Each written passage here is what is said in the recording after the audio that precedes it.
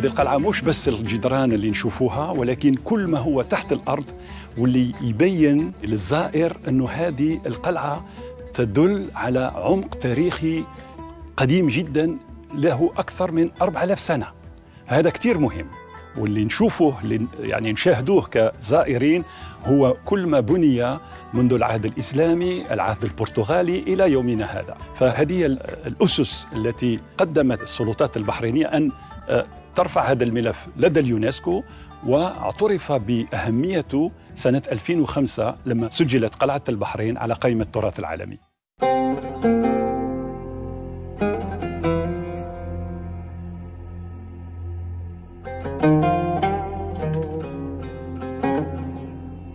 Le site de Qalat El Bahreïn est en fait un des quelques sites de la région du Golfe qui possède ce qu'on appelle une stratigraphie, c'est-à-dire une succession de niveaux archéologiques qui court à peu près depuis la fin de l'âge du bronze ancien, c'est-à-dire vers 2250 avant Jésus-Christ, et qui va jusqu'à la période islamique. Les fouilles archéologiques ont surtout montré à quel point Qalat El Bahreïn joue un peu le rôle d'une archive, d'une mémoire pour toute l'histoire de l'île, puisque chaque événement, chaque période historique a été vraiment enregistré, on pourrait dire, dans les couches archéologiques du Tell.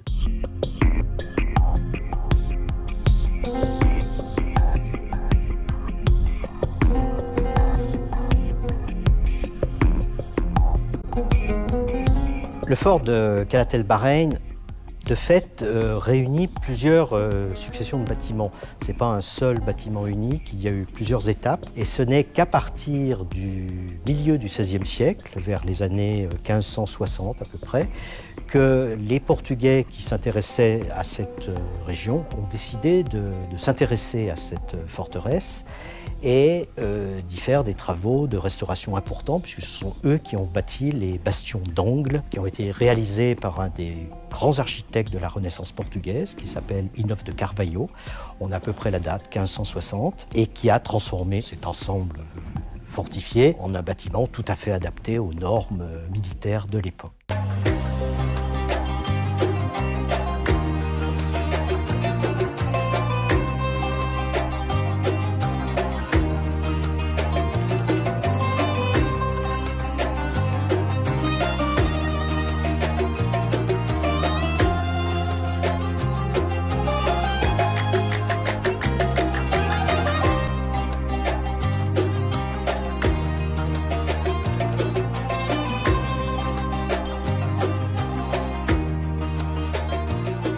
Les objets les plus importants que nous présentons dans ce musée, sans aucun doute, c'est la collection de tablettes cunéiformes écrites en langue akkadienne que nous possédons du milieu du deuxième millénaire. Et ce qui est surtout très important dans ces tablettes, les tablettes les plus modestes, y compris les petits reçus de marchandises, les petits bulletins de salaire, sont des tablettes qui souvent sont datées. Elles sont datées suivant le système calendaire babylonien, c'est-à-dire avec un nom de jour, un numéro de jour, un nom de mois et une désignation de l'année. Et puis, pour la période de Tylos, l'objet phare, sans aucun doute, est un trésor monétaire, qui est une jarre dans laquelle nos collègues danois, en 1972, ont découvert plus de 350 tétradrachmes en argent, à l'effigie d'Alexandre le Grand, mais qui, en fait, on le sait, sont des copies qui ont été faites localement dans la région.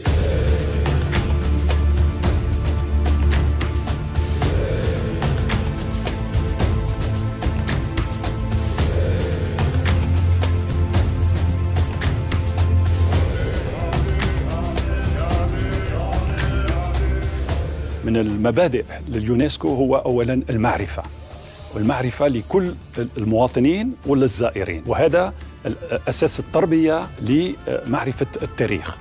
ثانياً فهم كل ما أتت به الحضارات القديمة، لأن احنا لازم نفهم أنه الإنسان وصل إلى هذه الحضارة بناء على كل التسلسل الحضاري والتطورات اللي صارت أثناء القرون الماضية.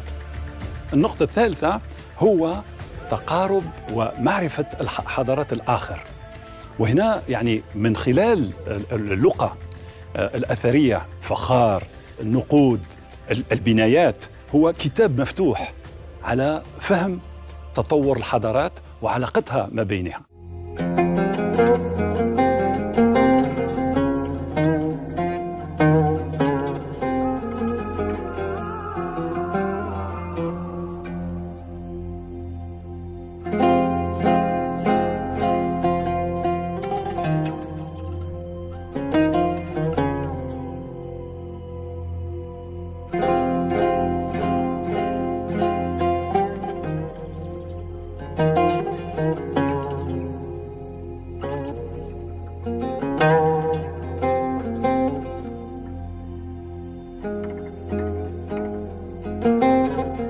Je crois que le site de Calat El Bahreïn représente en fait, lorsque je disais qu'il est un peu la mémoire de l'île de Bahreïn, il est tout à fait représentatif de ce qu'était Bahreïn dans l'Antiquité, c'est-à-dire essentiellement un lieu d'échange, un lieu de rencontre, un creuset où se rencontraient justement les grands acteurs de l'époque.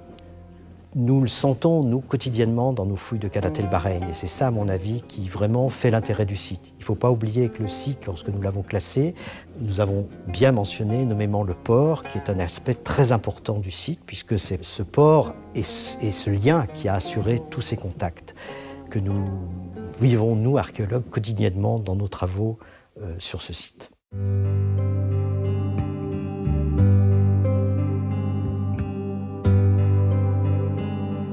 بالنسبة لليونسكو، بالنسبة للمجتمع الدولي، قلعة البحرين تمثل جمع الحضارات. فهذه هي يعني أساس القيم اللي أدت لجنة التراث العالمي لليونسكو أن تسجل هذا الموقع على قائمة التراث العالمي. هو كان أول موقع سجل على قائمة التراث العالمي.